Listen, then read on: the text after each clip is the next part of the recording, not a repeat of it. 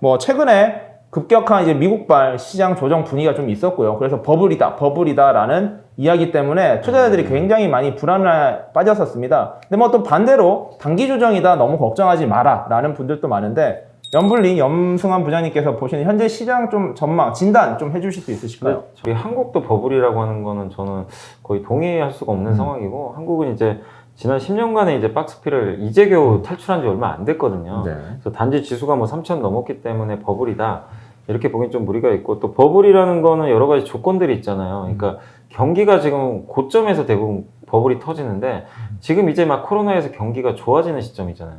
그렇기 때문에 버블이라고 보기 어렵고, 그 다음에 이제 금리가 굉장히 높아야 돼요. 보통 버블 터질 때 보면은 금리가 4에서 5% 정도 이럴 때고, 물가도 최소한 3, 4% 정도는 이게 유지가 돼야 되는데, 이제 막 금리 1% 수준이고, 그 다음에 이제 물가가 좀 오르긴 했지만 연준에서 얘기한 것처럼 지금 일시적일 가능성이 높거든요. 작년에 워낙 안 좋았기 때문에. 네. 기저효과를 감안하면 버블이라고 보긴 좀 어려울 것 같습니다. 다만 이제 기업들 주가가 워낙 그동안 가파르게 오르다 보니까 가격에 대한 부담이 생긴 거지, 지금 환경상 버블로 보기에는 지금 아직은 경기 회복 초기이기 때문에 너무 그 부분은 좀 걱정하실 필요는 없는 것 같아요. 그래서 저는 역시 그 지금의 증시 조정은 좀 단기 조정으로 보고 있고, 다만 시장이 제가 봤을 때는 이게 증시가 지금 우리나라 IT 기업들이 너무 좀 요새 분위기 안 좋잖아요, 성장주가.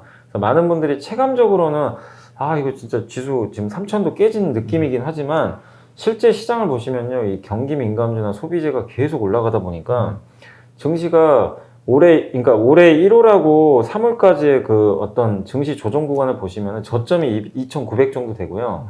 고점이 3,250 정도 됐거든요. 네, 맞습니다. 근데 지금은 바뀌었어요.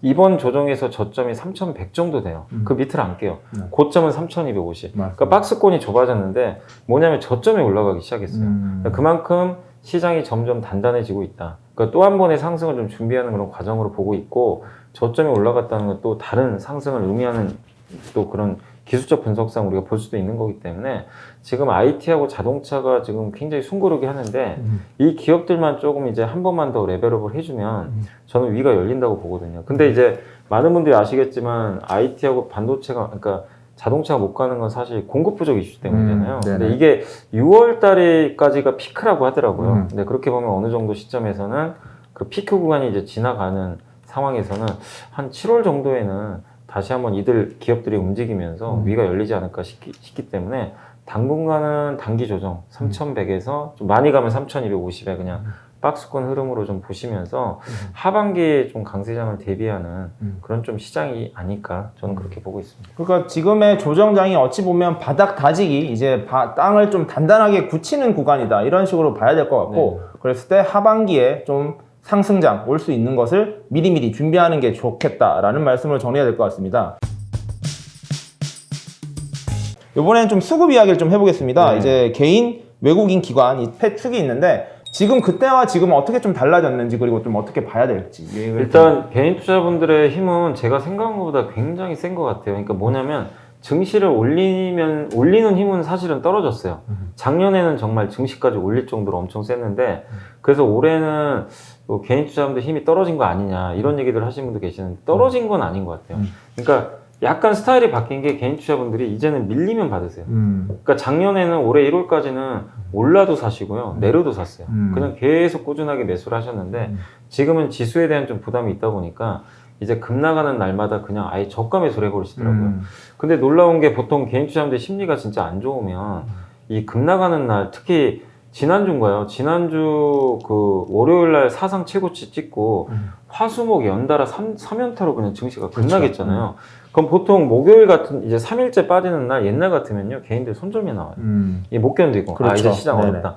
근데도 그날도 굉장히 공격적으로 매수를 하시는 거 보면서 개인 투자자분들 일단 계속 하락할 때마다 좋은 기업들 모아가겠다라는 그런 이제 생각으로 바뀐 것 같아서, 개인들의 힘은 여전히 강력하다. 그리고 고객 예탁금도 오늘은 이제 어제 기준으로는 좀 줄긴 했지만 여전히 66조 원대 정도 유지하고 있어가지고, 개인들이 올해 50조 샀거든요. 네. 5월까지 50조 샀는데 예탁금이 늘어났어요. 그건 무슨 얘기냐면, 신규 매수가, 그러니까 자금이 계속 들어왔다는 얘기잖아요. 네네. 그래서 강력한 지금 유동성에 의한 그 개인들의 매수는 계속 이어질 가능성이 저는 높다라고 좀 보고 있고 네. 다만 증시를 올리기 위해서는 저는 반드시 외국인이 들어와야 된다고 생각을 합니다.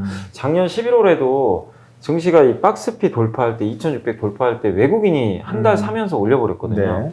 근데 올해 4월 달에도 증시가 이렇게 올라갈 때 보면요. 외국인이 그때 한 1조 정도 샀어요. 계속 팔다가.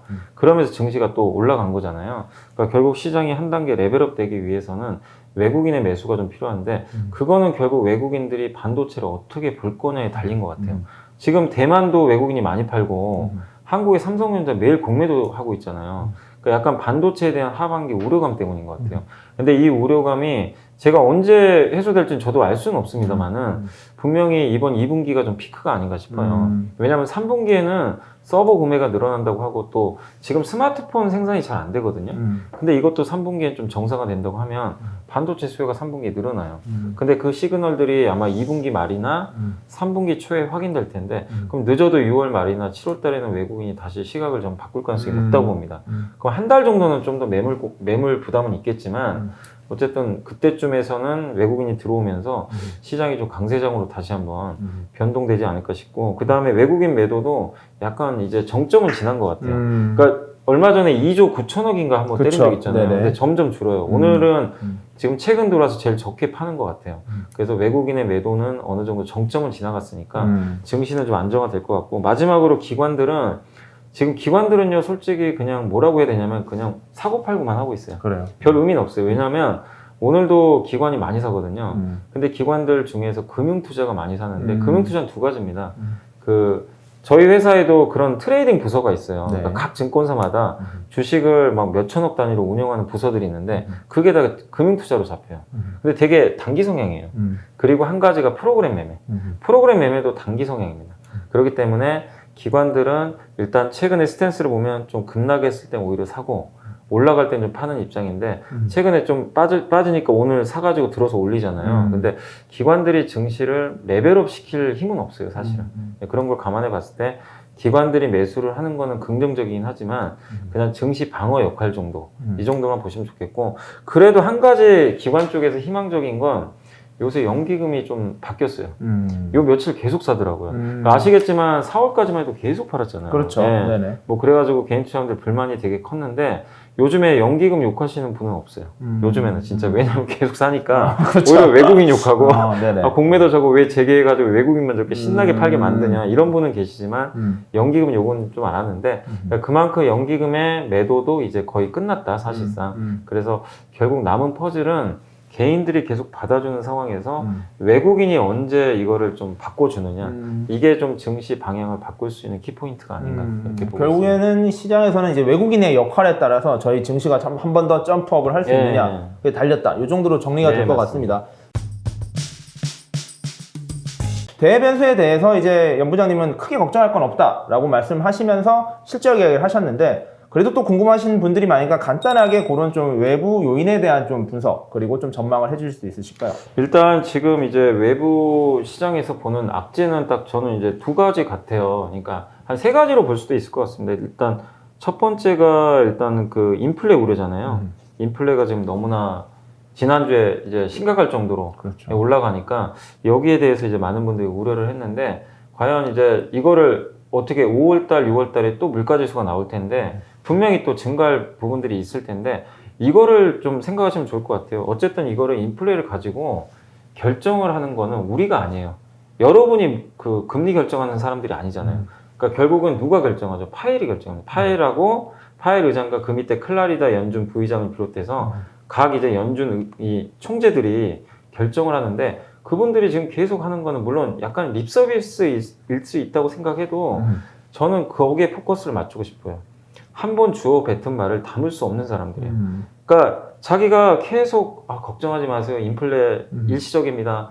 우리 긴축 안 합니다. 이렇게 해놓고 갑자기 느닷없이 다음 달에요. 얼굴색 딱 변해가지고 그렇죠. 긴축할게요. 그럴 수 없어요. 그러면 온갖 욕이란 욕은 다 먹어요. 쉽지 않습니다. 그게. 근데 그럴 수 있는 핑계거리가 그러니까 근거가 생기면 바꿀 수 있어요. 그건 고용지표인데 고용을 확인하려면 저는 적어도 하반기는 돼야 된다고 생각하거든요. 당장 고용이 좋아지는 거 아니에요. 그게 언제냐면요. 9월이에요. 9월이면 미국의 그 실업수당이 이제 지급이 중단돼요. 9월이요? 네, 9월이면. 그러면 그때부터는 사람들이 일자리 찾아 나가야 돼요. 왜냐? 지금 그 고용 지표가 안 좋은 게 사람들이 그냥 침대에 가만히 그냥 누워 있는 게 더 돈을 번대요. 그렇죠. 왜냐? 돈 받으니까. 받으니까. 나가봐야 이게 더 많이 들어오니까. 음. 근데 9월엔 그게 끊겨요. 음. 그럼 무조건 나가죠. 그럼 9월 달에 연준 의장이 확인을 할 거예요. 이게 진짜로 고용이 이제 진짜로 시작인지. 근데 그때도 확인을 했는데, 이거 아닌데? 이래버리면 올해 뭐 테이퍼링 이건 그냥 물 건너 가는 겁니다. 그럼 적어도 8월까지는 여러분들이 너무 여기에 대해서 걱정할 필요는 없다는 거죠. 연준 의원들의 색깔을 바꿀 이유가 없기 때문에 그래서 그걸 믿고 인플레도 너무 걱정하실 필요는 없을 것 같고 두 번째가 쇼티지 공급 부족 때문에 그렇죠. 그래서 네네. 올해 지금 자동차나 우리나라 제조업이 좀 안 좋은 이유 중에 하나가 그것 때문인데 이 원자재 인플레 얘기가 이게 자꾸 나오니까 경기 민감주는 되게 좋잖아요. 수혜주인데. 근데 IT나 자동차 성장주는 안 좋은데 아까 말씀드린 대로 6월이 대부분 피크라는 얘기가 많아요. 그래서 영원히 이게 갈 수 없고 그 다음에 한 가지 긍정적인 게 중국에서 철강석 가격 그 어떻게 보면 너무 올라가니까 규제한다 그래 버렸어요. 뭐 증거금 올리고 그래서 철강석 가격이 급락했거든요. 이걸 보면 원자재 쇼크도 이제 거의 저는 정점은 지나간 것 같아요. 그렇게 본다라면 그리고 원자재 쇼크가 또 있었던 배경 중에 하나가 신흥국이 너무 안 좋았잖아요. 네네. 예, 신흥국이 백신이 안 들어. 근데 이제 미국에서 뭐라 그랬죠? 지적재산권 풀어가지고 백신 풀어주겠다 그랬어요. 이러면은 동남아나 이런 신흥국으로요 백신 보급이 가속화돼요. 그럼 결국 이것도 원자재 생산에 영향을 줍니다. 그렇죠. 그럼 결국 시간의 문제예요. 그래서 이것도 해소되고 세 번째가 이거 너무 비싼 거 아닌가? 우리나라 증시뿐만 아니라 전 세계가 너무 많이 오른 거 아닌가? 이런 얘기 있어요. 근데 물론 비싸죠. 옛날보다는 당연히 비싼 건 맞는데 지금 전 세계 기업들의 이익이 계속 올라가요. 이건 이번 주에도 올라갔어요. 우리나라 지금 PER이요. 지금 지수가 3,200 근처인데 11배밖에 안 돼요. 이 1월 달에 15배였어요. 왜냐하면 이익이 늘어나니까. 그리고 우리나라만 그런 게 아니라 미국도 계속 추정치가 상향되고 그러니까 밸류에이션 부담은 그러니까 여러분이 생각하는 거랑 다르게 이익이 증가하면서 밸류에이션 부담이 떨어지고 있어요. 그리고 한 가지 더 밸류에이션 부담을 낮춰주는 요인이 미국은 매월 돈을 막대하게 풀어요. 단 한 번도 지금 줄이질 않고 있어요. 그러니까 미국의 통화량 증가를 그 지표 보시면 이게 수직으로 가고 있어요. 지금도. 그러니까 돈은 계속 풀리고 이익은 늘어나고 지수는 정체되고 그럼 당연히 PER이 떨어지면서 가격 부담이 해소됩니다. 그러니까 이 세 가지를 종합해 봤을 때 전 시장은 나쁘게 볼 요인은 아직은 없다. 그러니까 나중에 하반기에 또 확인을 해봐야 되겠지만 네. 그래서 여러분들이 뭐 여기서 바로 간다는 게 아니라 또 어떤 이슈에서 흔들릴 그럼요. 때 네네. 이 기반에 의해서 여러분들이 주식 비중을 좀 늘려 가셨으면 전 좋다라고 생각합니다.